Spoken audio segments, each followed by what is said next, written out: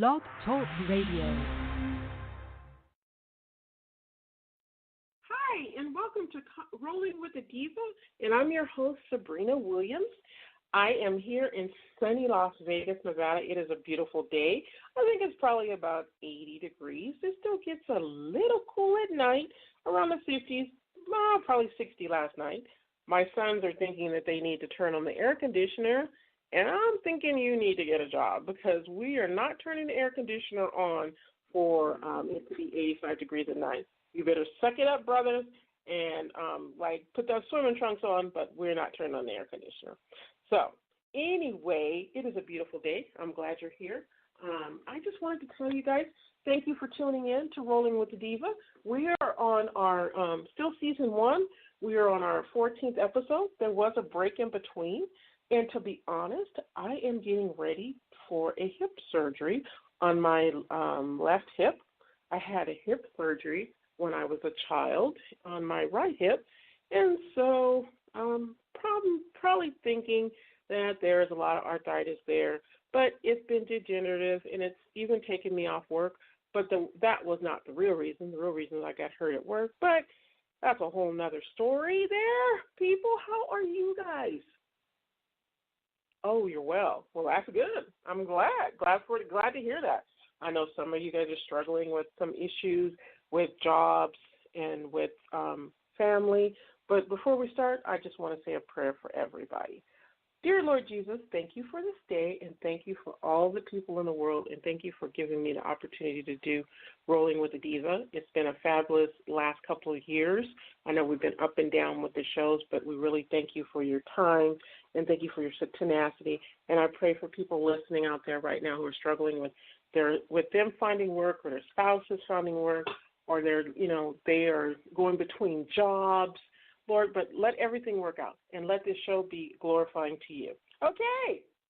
Well, there we go. We are on a roll today, and we are going to talk about, hold on a second. Let me make sure I have you guys on speaker so I can hear everybody as I talk to them. I'm doing radio. But, yes, I do have you guys on speaker. So today's show is I had a chance about a week and a half ago. I was coming home at night from, I think it was even last Wednesday. I was coming home from seeing an opera, and I love the opera because it's fed live through Metropolitan in New York, the Met, and you see it live. Well, Wednesday was a repeat because I missed the Saturday because I had something else to do. So you go there for about 3 or 4 hours, and when you do feed it live, it's an HD screen. And guess what, ladies and gentlemen? It costs a whole lot less. Hey, $24 is not a bad price to see an opera on screen, fed in live, and you get to see everything that's going on, even in the background, because they'll do their intermission, and they'll interview the actors, give you time to get popcorn. Yes, that day I did cheat. I had popcorn and then pretzels with cheese, and I even had a glass of wine. And I didn't even know the theaters were selling wine. That was so fun for me. But they only gave me 5 ounces, so I was like, well, that's not going to even get me buzzed. But it was a thought that counts. For $9, I'm thinking they probably should give me like 9 ounces, a dollar an ounce, instead of they're probably benefiting more from the 5 ounces than my $9. But, okay, so let me back to the story.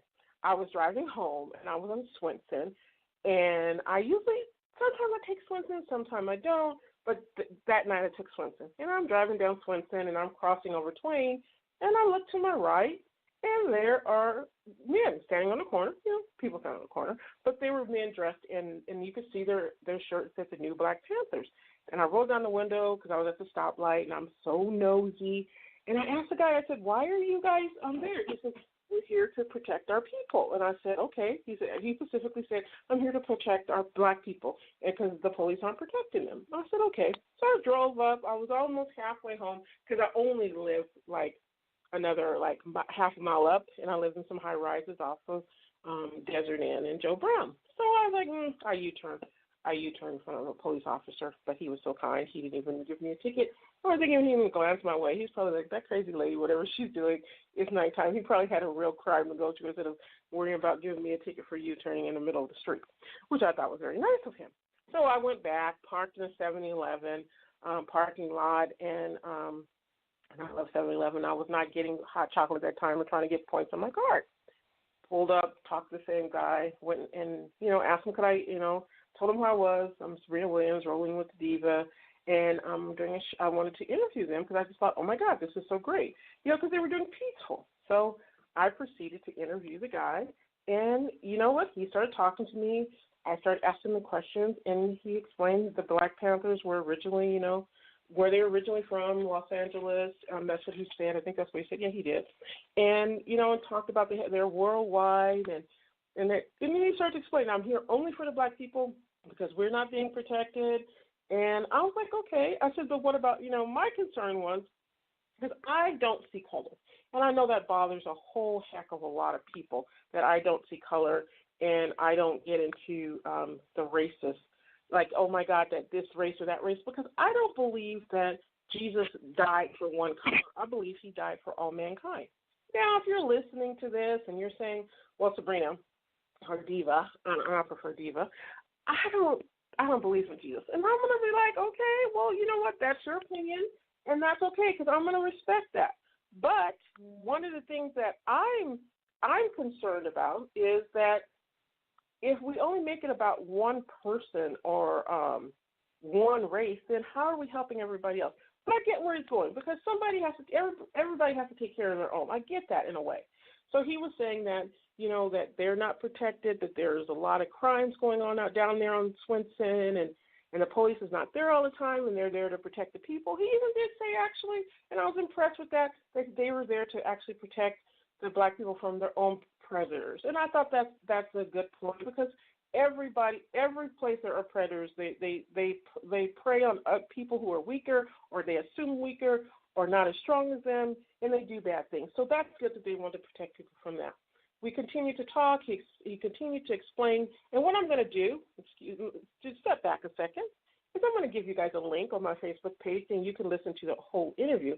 Because what I should have did is I should have recorded it, but I recorded it as a video, and so it's not letting me turn it into an MP3 file. So you guys will be able to go to the link and hear the interview yourself. But I wanted to touch on some points, because as we got talking, there was a couple of points that I was not happy with.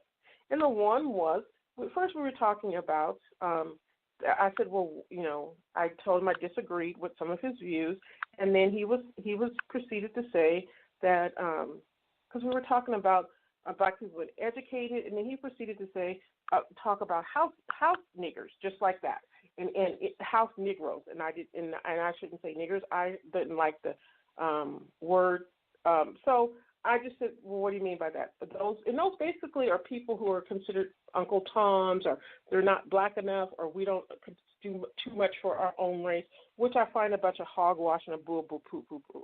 That's what I said, boo, poo, poo. So it is, because what is Black enough? What is a house Negro? You could be a person who's Caucasian, you sit in your house. So they are a white Negro, or they're an Asian Negro. So I don't like that term. I just don't like it at all, because it's not very nice, and just because what you consider I don't do for the Black people or my Black people or African Americans that you think I should, that's your problem, because I do for my people just like I do for everybody else, because I don't see my people are everybody. Everybody. Because again, Jesus didn't come up here on the cross and say, all right, Joe White, I'm dying for you, or Peter Black, I'm dying for you, or Mr. Asian man, I'm dying for you, or Smurf Blue man, I'm dying for you. And there are some people who look blue, just so you know, just in case you want to know. But he didn't do that. He got up on the cross. He said, I'm dying for mankind's sins. So whatever your belief is, whether you believe in God or not, I'm not here to debate that with you. You can feel free to debate it with me, and I'm just going to point you back to the Bible verse that, John 3:16. That's it. God loves everybody, and he died for everybody. That's it. God is love to me. I've experienced a lot of things in my life as a person going on 54, and I just refuse to get into prejudice, because when you're prejudiced, or you're only on your race or only on your people, my hands are in quotes, then nothing is getting done. So I want to focus on everybody. But I can appreciate where the new Black Panther Party was coming from. and that was that they want to have a platform so that African Americans or Black Americans, and I prefer Black Americans, can feel that they have a say and they're heard. Now, don't get me wrong. Are some of their points valid? Yes. Can some of the crimes against Black people stop? Yes. But then on the other hand, I did ask him, what about the people, the Black people that are killing their own? 50% of the crime against Black people is not by police officers, not by anybody who's of another color, but by our own. We are dying at 50% rate of African Americans, especially men, by our own. We're killing our own self. So where's the media with that? As I was talking to Steve Bowe today, he was asking me that question. Steve Bowe is the owner of Bowe's Gym, and it's off of Tropicana, and it is just a fabulous gym. It's located. Let me get the address. It's Bowe's Boxing and Fitness Gym. It's at 1801 East Tropicana Avenue, Suite 19, Las Vegas, Nevada. And the phone number is 702-682-8096. You can reach Steve at Bowe, B-O-E, at bowboxing.com, or you can go to their website at www.bowboxing.com. I'm going to tell you, let's just have this commercial break for this, Bowe's Boxing. You know, when we first moved here to Las Vegas, when my son Elisha, or E-Man as I like to call him, was 8 years old, about 8 or 9, we moved here. We started Bowe's Boxing. Mind you, my sons are great, but my sons are not perfect angels. And Eli was at a point where he was just, rebelling, not trying to listen, and he's only 8. He might as well try to take over the world. But he was having a hard time. So we took him to boxing. He was still giving me a hard time. One day, Eli was just on my last nerve, and I mean my last nerve. Like, it is hard to get on my last nerve when my nerves are a lot of nerves, okay? Oh, my gosh. I went up to Steve and I said, I'm done with my child. His father and I were having a hard time with him. He's not listening. Steve took him aside, talked to him for about 30 minutes. He came back, had tears in his face, and just said, he sat down. And then he went back, finished the class. We went home that day. I remember Steve saying, you got to keep on him, be firm, keep the discipline. He didn't say beat him, okay? He just said keep the discipline. And that day I went home, I took everything away from Eli, really set a structure for him, and my child today is one of the best children I know. I have a 17-year-old named Solomon, and he is a great son too. Solomon does have a mouth on him, and he just has, let me just say, your children are like you, no matter what. So, and sometimes your children are not like you, no matter what. They just it's a trying trial for you because it tests the verse Jeremiah 29:11, and that says the Lord has a plan for you. So in that case, I can't touch you because the Lord has a plan. So I feel like God got that verse for me for Jeremiah 29:11. So with that being said, one of the things that Steve was saying and that I was interested in is why are 50% of the Black people killing themselves, killing each other, and we really are. And that's that. The media's not addressing that. Why aren't they addressing that? Who knows? But is that another article that I'm going to have to write or something I'm going to have to address? Probably, because it's sad. We'll address that the police are sitting here killing our Black people, or as they say, but that's not the truth. 50%. That's a lot, 50%. There's not 50% of officers, no matter if you're Black, white, green, blue, or red, killing 50% of Black Americans. We are taking out, we're annihilating, we're taking out generations of our own. So that's something that needs to be addressed. But the Black Panther, Mr. Black Panther, new Black Panther didn't want to talk about that. He wanted to focus on that we need to focus on the police. We need to focus on us not getting educated, not educated, but us being in so-called the system, my hands are in quotes, and being run by the man. Well, what man? Is that Peter Pan, or is that Joe Brown, or is that, Felix the Cat? I don't know what man, because you know what? We as humans have choices. I had a choice, and believe me, if you guys even know some of my history, I was not the best person when I was a little kid. But that's because other people bothered me. Well, that's no excuse. I just was not the best person. So I had a lot of anger in me, because my parents got divorced, all the story, blah, blah, blah. You can blame your parents when you're a kid, but it needs to stop when you're 18. Seriously, it needs to stop when you're 18. But anyway, so I would go to school, and people would say something to me, and they would genuinely pick on me, and I beat them up. Okay, yeah, I beat them up. Okay, got it over with. Don't bother me no more.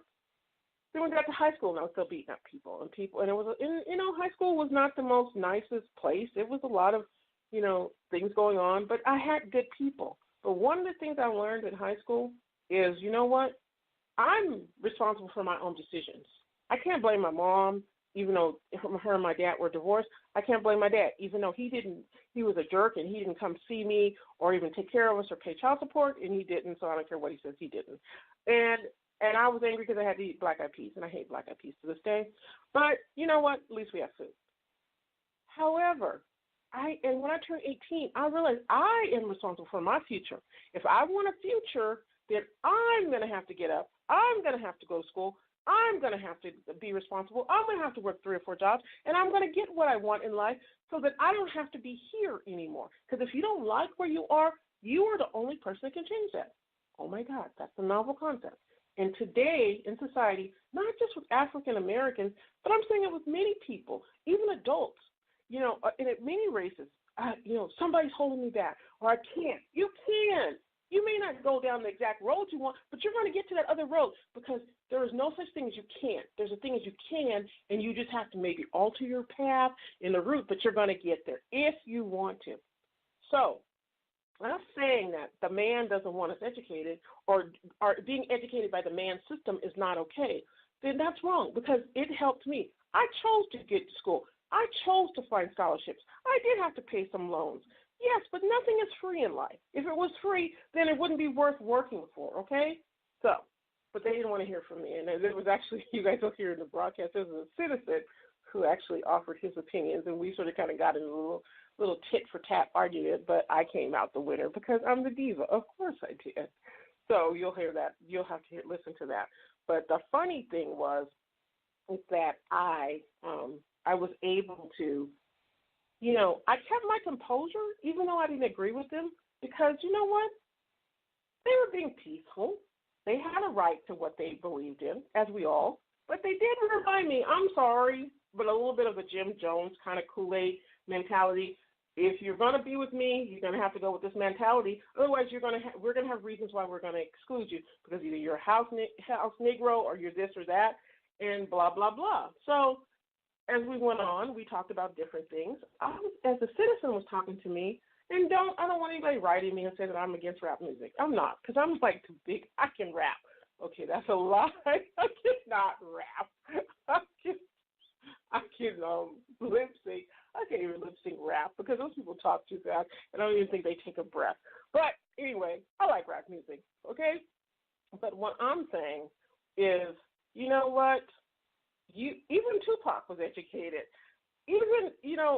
So don't tell me about rappers who don't. If you want to be a rapper, I'm great with that. But you have to have something to back it up. Be a businessman. Start your own business. Own a McDonald's. People can own McDonald's if they want to. It's still part of the corporation. But not doing anything, we're creating generations of people, black, white, blue, and green, that have this mentality that I can't and I don't have to and I don't want to be part of the system. Well, when you're receiving welfare, you're part of the system, believe it or not, and somebody's helping you. So why not get the education and get our trade? Believe me, okay, everybody doesn't need to go to school, and everybody can't go to school. I understand that. But what about a trade? What about getting on, like this, what am I trying to say? What about that you can, I'm trying to get the word out, sorry. What about an electrician, a person who does the wiring? Oh, that's electrician. Sorry about that. But what about a person that does police officer is a trade. It's because you don't have to go to school to be a police officer. You have to be able to pass the academy. If you want to be higher up in the academy, in the police department, yeah, and education is a good thing. Please move, dogs. My dogs are in my face right now. Sorry, they like the show too. So before I do that, I want to just we're going to have a moment of silence, just for some of the things that's been going on all around the world. People dying, people getting killed. African Americans, Black Americans killing themselves, and just a moment of silence to observe what you're hearing and what you can take from this, okay? So we'll be back in a second. Okay, we're back. My son was helping me. Hope that's not in the recording because he was saying the word. But anyway, my phone won't go to auto rotate, and that's the downside of using technology. Sometimes you're trying to use it, and it doesn't always work the way it should be. So that's annoying right now. So I'm trying to, because I wanted to play a little music from Aisha and Lady Princess, and I can't get the phone to go into the mode that it's supposed to be. So that's a bummer. But anyway, as we go on, the interview was really great because we got to talk about, I got to just listen to another person's perspective. And the one thing I learned from that is everybody's not going to have the view that you have, but it taught me as a journalist that you have to give people opportunities to express themselves and to be okay with that. And that's one of the things that I learned from that. So I actually did find the auto rotate button on the phone. Thank God I saw something that wasn't right on the phone that it was supposed to be, and I got that. So I'm now able to. I'm going into the studio part of the podcast, and there it turns. Now it's turning, and I am going to be playing music because I love music. And here we go. Who are we listening to today? Here we go. Might be going. Let's see. I thought we were going. You know what I love Blog Talk Radio? Because it has so many technicalities on it. And if you're live, you can only just laugh and just go with it and just, like, not scream and pull out your hair. Because you're like, oh, my goodness. I think it's just testing my faith. I think it just likes to do that. So here it is. I'm not going to say here we go until we actually go.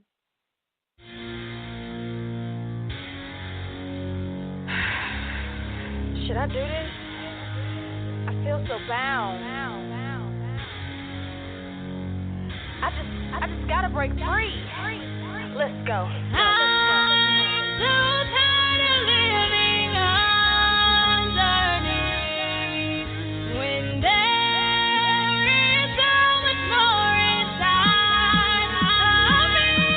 It's time to get turned up to Jesus.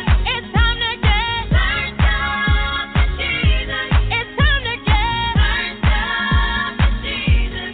Turn down the world. It's time to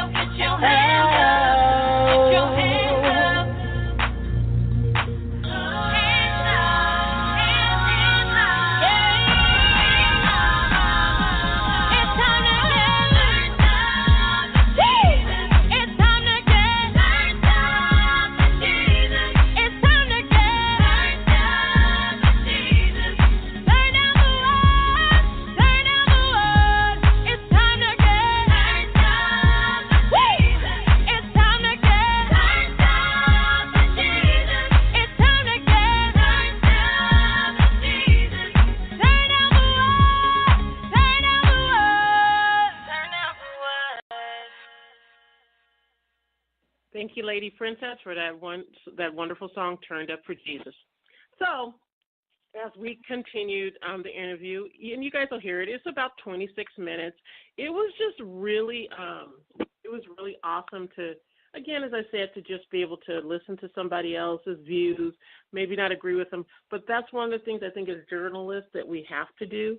And one of the things that I just wanted to be able to express that not all black people, as I do, I don't believe in all the things that Black Panthers do. Do I believe that they're trying to do good? Yes. Do I believe that they're trying to create divide? I still do think that. Just like the KK Klan is trying to create divide. So sometimes to just, let people have their voice, you take from what it is and from what you get from it, and you're okay with that. So that was it. I just want to also just remind everybody that I appreciate you listening to Rolling with the Diva and staying tuned to my show. Had a little bit of technical difficulties today, but we got past that. The show is going to be starting to go for more than an hour. We're going to have more music, more live guests, and just want to be able to talk to you guys and have you guys call in. So thank you for listening to Conversations with the Diva. Rolling with the Diva, that's my old name. Maybe I should go back to that, Rolling with the Diva. I appreciate you guys. Have a great week. And remember, if you're struggling with depression or call 211 in your local area. Every state has 211. Internationally, it might be something different. But there is ways to get help. Sometimes I know it's a money factor and people don't want to get help. Or maybe you're that person thinking, I don't need help and I'm fine, and then you're wondering why you don't have no friends because you just don't want to admit that you need somebody to talk to, maybe you need medication. Who knows? But you're just like being your own. You're just self-soothing yourself. So be honest with yourself, evaluate yourself, look internal, and say, what can you do to help yourself, and then get some help for that. Maybe you just, like I said, need somebody to talk to. I fight depression. I take my medicine. I eat right. I get sleep. And I try to not let people get on my nerves, which is not always easy. But then and not let life overwhelm me. That's why I love traveling. And in the future, you're going to be hearing a lot of shows that are live from different places because traveling, everybody should do because it resets your mind, your soul, and your body. And actually, you meet new people and do new things. I'm going to be talking about my show, doing clinical research is a new job, so I'll keep you guys in tune to that and abreast of that. You guys have a wonderful, wonderful day. Thank you for listening. If you need to contact me or you want to comment on a show or you need somebody to talk to, please email me at cvwtdiva@gmail.com. And I will put the link for the actual interview when I post this so you guys can actually see it too. All right? Thank you, and have a great, great, great day. Love you all, and peace out. And I'll end it with my favorite artist, Miss Brick City. This is a big baby. Yeah, paying homage. R.I.P. to Bobby Christina and Whitney Houston. I'm going to do this in the love of them, but it's a love song, though. Yeah.